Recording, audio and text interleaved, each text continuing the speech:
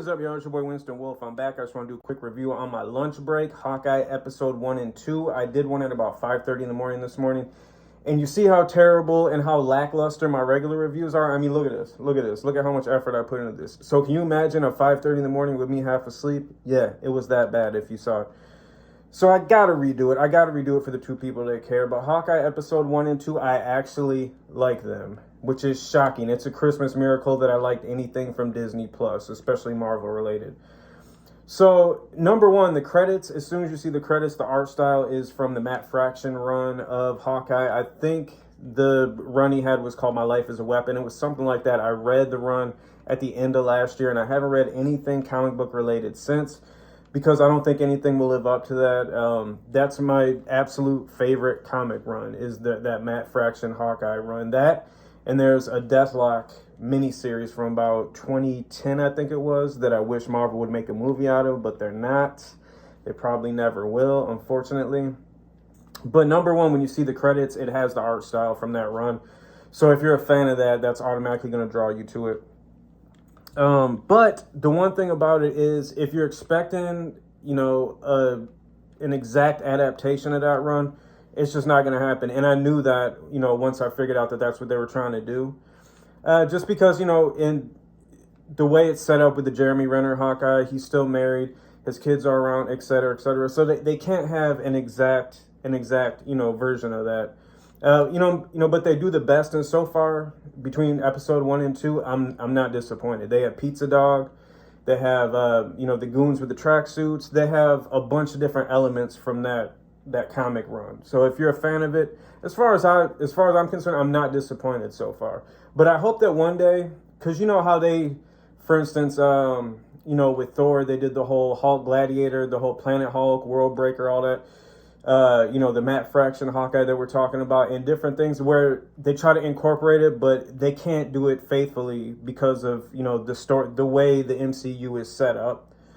So hopefully one day we'll get maybe like some one-off movies to where they do it exactly how the comics are. But for now, I'm happy so far with these first 2 episodes of what they're doing now. Let's see. There's a scene where Hawkeye is at a musical for Steve Rogers, and it's basically the story about the Avengers. And his reaction in that, I love it, because I got bamboozled into taking theater in school. And all the garbage I had to sit through, watching school productions and things like that, that's exactly how I felt. And I wish I had hearing aids that I could have turned off while I was sitting there. So that made me like that character even more. Also, how bizarre was it that Kyle Rittenhouse plays his oldest son? That was amazing. Amazing.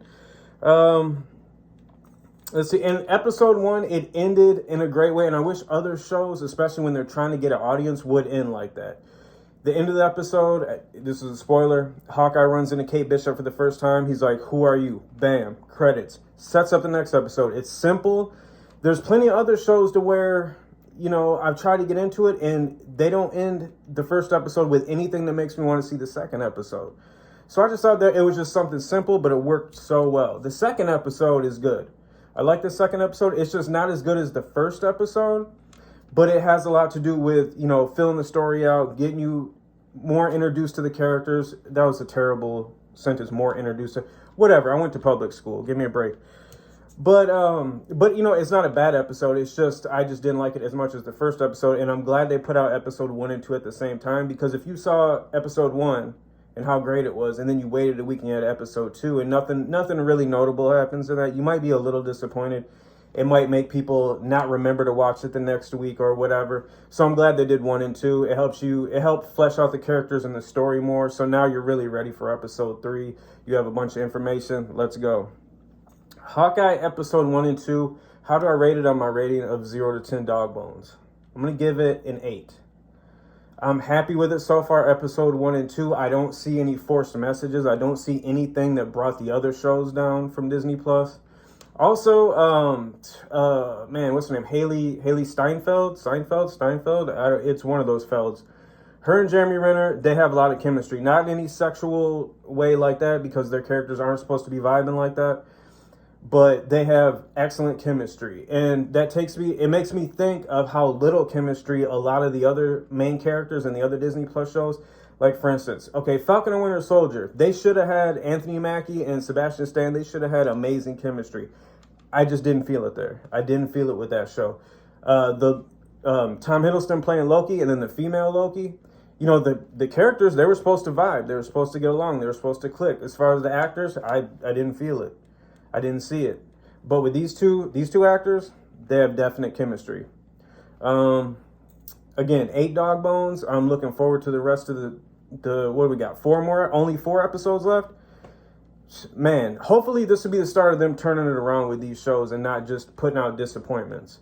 Because I'm really liking this so far, and I'm just hoping that they don't mess it up. This is your boy Winston Wolf. I gotta head back to work. I'll see y'all later.